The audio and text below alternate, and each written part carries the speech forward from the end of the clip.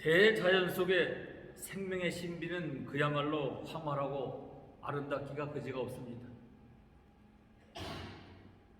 파란 하늘, 붉게 떠오르는 태양, 싱싱한 초록의 나무잎들, 형형색색의 아름다운 꽃들, 참으로 화려한 색깔의 날개를 달고 숲속을 날아다니는 새들, 어느 것 하나 생명의 연속이 아닌 것이 없습니다. 그야말로 끊임없이 태어나고 끊임없이 사라지는 생명의 고리입니다. 이 모든 것을 제공하시는 분이 창조주 하나님이십니다. 그러니 부활은 항상 이 세상에 존재하고 있다고 해도 과언이 아닐 것입니다. 그런데 생명의 기쁨과 환희를 모르면서 살아가는 사람들이 너무나 많습니다. 사람이 살아가면서 행복과 불행은 빛과 그림자처럼 항상 같이 붙어 다닙니다. 진정한 부활이란 이 모든 것을 행복과 축복으로 받아들일 때 가능합니다. 바울의 로마서는 기독교 역사에서 신앙적인 위기가 닥칠 때마다 주목을 받습니다. 예수를 믿음으로 생명을 얻는다는 사실보다 더 중요한 것은 없기 때문입니다. 예수를 죽은 자 가운데 살리신 이는 영이 너희 안에 거하시면 그리스도의 예수를 죽은 자 가운데서 살리신 이가 너희 안에 거하시는 그의 영으로 말미암아 너희의 죽을 몸을 살리리라 라고 말씀하고 있습니다. 우리의 죽을 몸을 하나님이 살린다는 말은 우리의 육체를 그대로 복원한다는 게 아니라 몸을 지니고 살았던 그 한 인격체를 살린다는 뜻입니다. 그래서 바울은 단백질로 된 사르코스, 즉 육체를 살린다고 하지 않고 인간의 구성 요소인 몸을 살린다고 표현하고 있습니다. 소만은 영과 결합되어서 온전하고 구체적으로 바로 그 한 인간을 인간되게 하는 구성 요소입니다. 우리의 죽을 몸을 살리신 하나님은 구체적으로 예수 그리스도를 죽은 자 가운데 살리신 이이십니다. 사도신경에도 죽은 자 가운데라는 표현이 나옵니다. 예수님이 죽음의 세계에 분명히 떨어졌던 것을 강조하는 표현입니다. 예수 그리스도의 부활은 근심과 불안의 어둠에서 기쁨과 평안의 빛으로 전환이고 미움과 원망의 어둠에서 감사와 사랑의 빛으로 전환입니다. 그리고 예수께서 우리에게 주시는 부활의 메시지는 단순히 죽은 사람을 살려내는 데만 있는 것이 아니라 생명의 가치를 느끼지 못하며 마치 죽은 삶이나 다름없이 어둠 속에 살아가는 사람들에게 밝은 빛을 비추어 축복된 삶으로 바꾸는 것을 의미하기도 합니다. 하나님이 주신 생명의 길이가 있는데 이것을 인간이 마음대로 조정해서는 안 된다는 것입니다. 인간이 자신들의 생명을 살리다가 반대로 주어진 생명의 기간마저도 단축될 위험성이 있습니다. 인간이 하나님의 자리에 앉으려다가 오히려 빨리 멸망한다는 것입니다. 생명을 주관하시고 인도하시고 풍부하게 하시는 하나님은 전지전능하시고 무소부지하신 분으로 존귀와 영광의 신으로 오늘 우리는 믿고 있습니다. 강력한 하나님, 힘있는 하나님, 높은 바위처럼 만세반삭처럼 견고한 하나님의 모습을 생각하면서 여러 성도님들의 삶의 용기를 얻고 살아갑니다. 내가 아플 때 고쳐주신 하나님, 내가 누구에게 얻어맞을 때 그 원수를 나 대신 갚아주시고 멸망시키시는 하나님, 나의 적들 앞에서 나를 지켜주시고 보호하시는 하나님을 믿고 있습니다. 그런 하나님 안에서 우리는 복을 누리고 건강하게 살고 장수하며 살 수 있다라고 믿는 것입니다. 그런데 사순절의 하나님은 그런 하나님은 아주 아주 나약한 모습으로 우리에게 보여주셨습니다. 고난과 고통을 당하셨어요. 그리고 가장 초라하게도 나무에 달려 처참하게 죽으셨습니다. 사도 바울은 이런 하나님을 이렇게 선포합니다. 우리는 십자가에 달린 그리스도를 전합니다. 그리스도가 십자가에 달렸다는 것은 유대인들에게는 꺼리끼는 것이고 헬라인들에게는 미련한 것입니다. 그러나 오직 부르심을 받은 자들에게는 그가 곧 하나님의 힘이며 하나님의 지혜입니다 라고 참으로 놀라운 선포를 하고 있습니다. 십자가의 죽음에서 약함과 어리석음과 초라함과 부끄러움이 아니라 하나님의 능력과 지혜를 얻는다는 이 사도 바울은 십자가의 적극적이고 긍정적인 숭고한 의미를 발견하였습니다. 가장 약한 하나님이 바울 자신의 다른 성도들의 삶의 동력이 됨을 선포하고 있습니다. 우리를 향한 하나님의 놀라운 사랑입니다. 십자가 사건은 역사적으로 고찰하면 성전을 중심한 세력들의 로마 정권의 세력이 함께 예수를 십자가에 못을 박았습니다. 예수님의 정의와 해방과 자유를 위한 말씀과 숭고한 행동이 가장 악한 세상의 권력과 종교 권력과 충돌하면서 일어난 사건이에요. 하나님 아들로 자기 백성을 죄에서 구원할 자라고 하시고 사람들을 살리고 고치시니 한쪽은 생명을 죽이는 일을 하고 다른 한쪽은 생명을 살리는 일을 하셨습니다. 이 말은 생명을 살릴 일에는 언제나 십자가 같은 고난도 따라온다는 이야기입니다. 신학자 몰트만은 십자가에 달린 하나님이라는 책에서 예수님의 십자가는 역사적으로 그 십자가의 일들이 계속적으로 발생한다라고 서술하면서 첫째로 사도들의 십자가, 그 뒤를 이은 순교자들의 십자가, 그리고 정치적으로 사회적으로 눌림받는 민중들의 고난 등을 예로 들고 있습니다. 창세기 4장에 보면 가인이 아벨을 죽입니다. 아벨의 죽음은 하나님이 받으시고 자기의 제물을 안이 받았다는 데서 오는 살인이었습니다. 가인이 아벨을 죽인 살인의 동기는 히브리서 11장을 보면 믿음이었습니다. 아벨은 순종하였으나 가인은 불순종하고 하나님의 말씀을 믿지 않은 것이었어요. 죄를 옮길 수 있는 재물이 없었던 것입니다. 그럼에도 분노하여 동생 아벨을 죽였어요. 하나님 앞에서 자신의 부족과 불의를 먼저 알고 참회했다면 가인은 절대로 아벨을 죽이지 않았을 것입니다.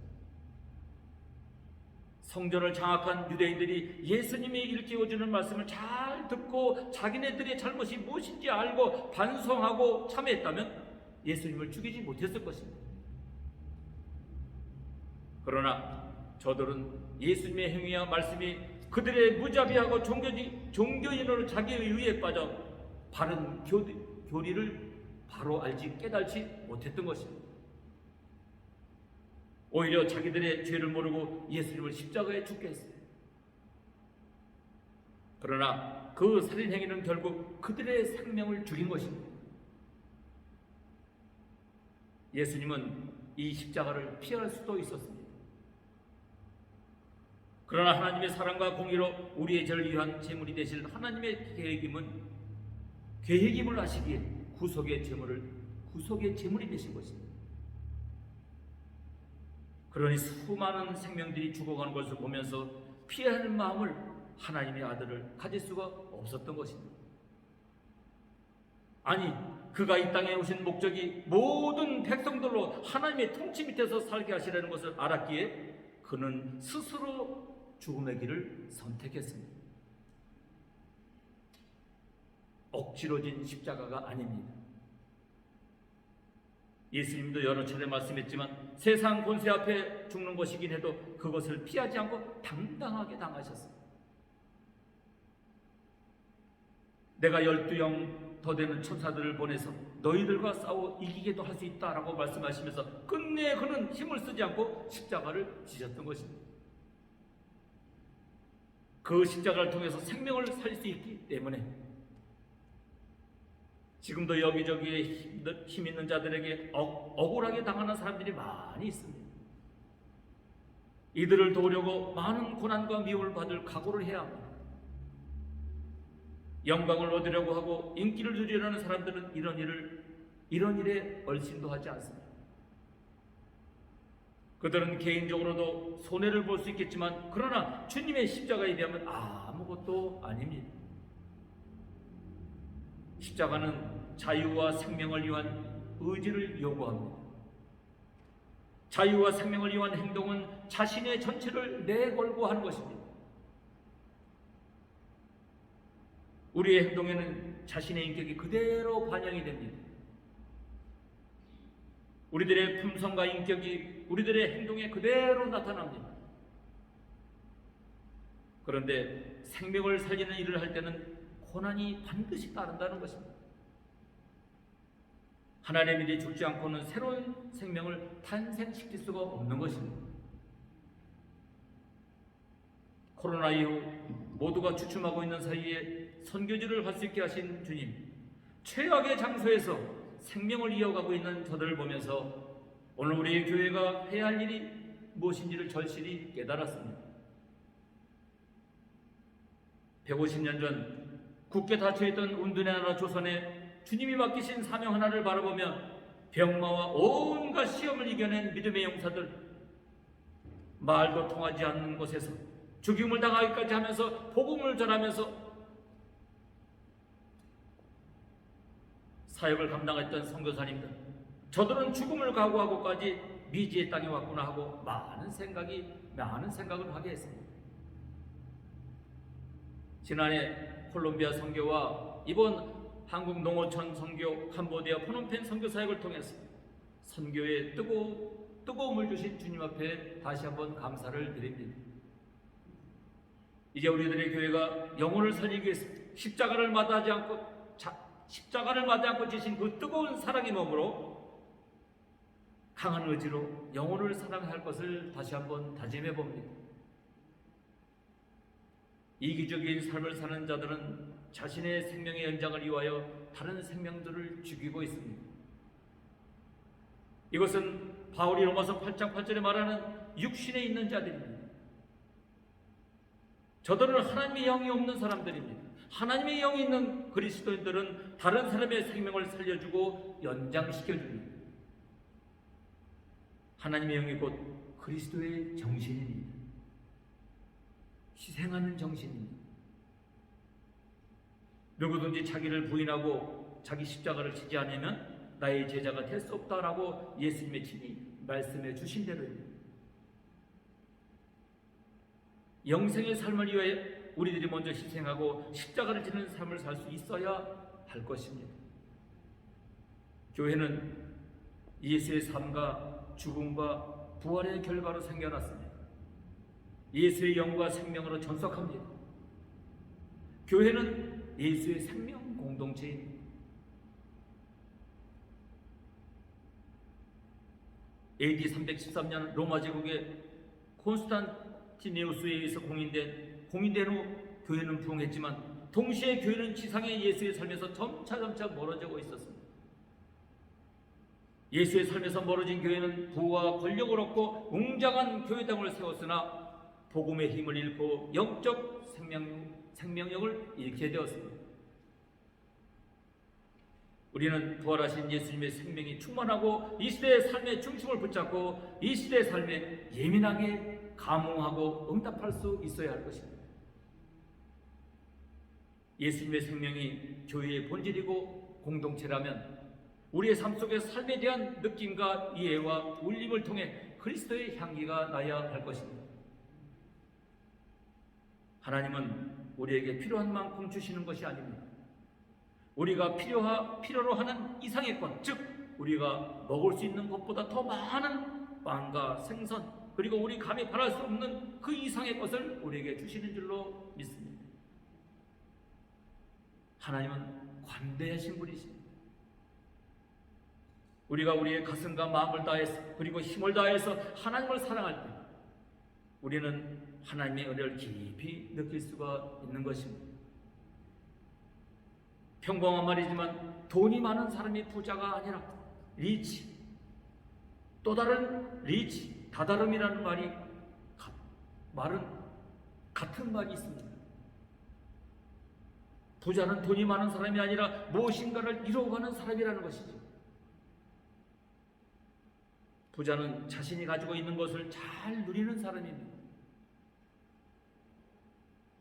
풍성함의 의식을 가지고 있는 사람이라는 말씀입니다. 10만 불 가진 사람이 10만 불 가진 가난한 사람이 있는가 하면 만 불을 가진 부자가 있을 수가 있습니다. 부자로 살 것인지 가난한 사람으로 살 것인지 자신이 결정합니다. 정말 우리가 무엇을 가질 수 있다는 것은 다만 세상을 사는 동안 그 무엇을 잘 사용하고 있는 것입니다. 사용하는 그것을 그만큼 잘 누리고 그 목적에 도달하는 것이 부자로 사는 비결이라는 말씀입니다. 참 자유합니다. 그것에 의해 끌려다니는 것이 아니라 그것을 누리는 것입니다. 물고기 2마리와 보리떡 5개로 5,000명이 먹고도 12강줄이 남은 은혜, 그것이 증식의 기적입니다. 하나님께서 주님을 통해 우리에게 주신 소중한 생명, 구원의 삶을 마지못해 살아가는 모습이 아니라 그 생명 안에 잠재해 있는 생명의 힘을 발휘하고 개발하여서 남아있는 시간 동안 여러분의 삶이 그 증식의 기적을 이루는 삶, 풍요의 의식을 살아가기를 주님으로 축원드립니다. 사랑하는 여러분, 우리의 생은 이 현실의 생으로 마지막이 아닙니다. 죽음의 끝으로 모두가 폐기되는 것도 아닙니다. 우리는 영원하신 하나님 앞에 또 다른 몸을 가진 인격으로 서게 됩니다. 우리가 하나님 앞에 서게 될 때 우리의 인생이 그분 앞에 그대로 다 드러납니다. 우리의 지나온 생은 실패, 수치심, 결핍, 상처 등 실현되지 못한 생 그 자체일 것입니다. 그러나 우리가 하나님 앞에 설 때 하나님의 은혜 가운데 이미 용서되고 치유되고 보상된 생으로 서게 될 것입니다. 우리는 그러한 사실을 예수의 부활의 몸에서 보게 됩니다. 부활하신 후에 예수의 몸에 그대로 남아있는 창자국, 목자국은 바로 그러한 사실을 의미하는 것입니다. 예수님의 몸의 상처는 우리가 살아온 지난날의 어두운 현실입니다. 그것이 하나도 없어지지 않고 그대로 드러납니다. 그러나 그것이 우리에게 수치감, 좌절, 후회를 더해주는 것이 아니라 이미 말씀드린 대로 모두 용납되고 치유된 삶으로 그러한 지난해의 삶을 보기 때문에 아무런 문제가 되지 않는 것입니다. 오히려 거기서 찬성과 감사와 기쁨, 사랑만 있는 것입니다. 어떤 생물학자가 세미나에 강연하는데 조그마한 씨를 집어들고 다음과 같이 말을 합니다. 이 씨앗 하나에 참으로 신비한 것입니다. 이것은 얼마든지 그 성분을 분석할 수 있습니다. 질소, 수소, 탄소로 합성된 것이지요. 오늘 우리도 이 성분대로 씨앗을 만들 수가 있습니다. 그런데 내가 만든 것은 땅에 심으면 다 죽어버립니다. 그런데 여기 내 손에 있는 이 조그마한 씨앗은 땅에 심으면 싹이 나요. 그리고 똑같은 많은 열매를 맺어줍니다. 그 이유는 이 안에 감춰진 생명이 있기 때문입니다. 할렐루야. 그렇습니다. 사람이 만들고 사람 손에 있는 씨는 죽는 것입니다. 그러나 하나님이 만드시고 하나님에 있는 씨는 생명이 있습니다. 이제 우리는 믿음으로 그리스도 안에 생명적 존재입니다. 그러한 생명의 신비가 오늘 우리에게 있습니다. 그러므로서 그리스도인은 이 오묘한 신비 속에서 살아가고 있는 것입니다. 예, 주님 오실 때 분명히 나타날 것입니다. 우리 그리스도인들은 그리스도 안에 감춰있는 신비로운 생명을 다시 얻게 될 것입니다. 마치 광부가 노다지를 찾아낸 그 기쁨과 수고의 보람 그 이상이 될 것입니다. 씨앗에 감춰져 있는 생명은 설명으로 되지 않는 것처럼 그리스도 안에 감춰진 생명도 그렇습니다. 부활하신 예수님께서 우리에게 부어주신 생명은 곧 행복이고 축복입니다. 우리를 사랑하시는 하나님께서는 지금도 시대의 격변 속에서 갈등하고 있는 인류에게 중생을 명령하고 계십니다. 그 길만이 살 길입니다. 참된 행복으로 영생을 얻는 길이기 때문인 것입니다. 그리고 때가 되면 부활하신 예수의 생명을 품고 잠들고 있는 자녀들을 향해 하나님은 부활을 명령하실 것입니다. 데살로니가서 4장에 말씀합니다. 주께서 호령과 천사장의 소리와 하나님의 나팔로 치니 하늘로 쫓아 강림하시니 그리스도 안에서 죽은 자들이 먼저 일어나고 그 후에 우리 살아남은 자도 저희와 함께 구름 속으로 끌려올려 공중에서 주를 영접하게 하리니 그리하여 우리가 항상 주와 함께 있으리라. 할렐루야. 그러므로 우리는 항상 성령의 지배를 받으며 살아야 합니다. 하나님께서 기뻐하시는 일, 가치 있는 일을 하면서 마음에 근심을 지니고 있다면 하나님의 영의 지배를 받지 않고 있다는 증거예요. 하나님의 영을 지배받으면 하나님의 일이 기쁨으로 다가오고 감사함으로 사명을 감당할 수가 있는 것입니다. 더불어 성령이 임한 사람에게 하나님께서는 은사를 부어주시고 성령의 열매를 맺게 하십니다. 성령의 열매는 오직 성령의 열매는 사랑과 희락과 화평과 오래 참음과 자비와 양성과 충성과 온유와 절제라고 말씀하고 있습니다. 이 은혜의 축복이 지금으로부터 영원토록 여러분에게 함께 하시기를 주님으로 축원드립니다. 아멘. 기도하겠습니다. 하나님의 성령님, 저희들은 매우 우둔합니다. 저희 마음을 조명하시고 우리 속에 있는 아버지 죄의 뿌리를 아버지 제거시켜 주시옵고 하나님의 성령님과 함께 영향력 있는 믿음의 힘으로 살아갈 수 있는 우리 한 사람 한 사람 모두가 되게 하옵소서. 혼란 가운데 있는 세상을 바라보지 말고 나를 약속하신 구원자 되신 주님만을 바라보고 살아갈 때 우리는 이 땅에 승리하는 믿음의 본성들 한 사람 한 사람 모두가 될 줄로 믿습니다. 오늘도 세상 것을 뒤로하고 주님 제단 나와 안식하며 살아계신 하나님 앞에 온 마음과 정성을 다해 경배드리는 사랑하는 하나님의 백성들이 하나님의 놀라운 축복과 평강이 임하게 하여 주옵소서. 존귀하신 예수 그리스도 이름으로 감사하며 간절히 기도하옵나이다.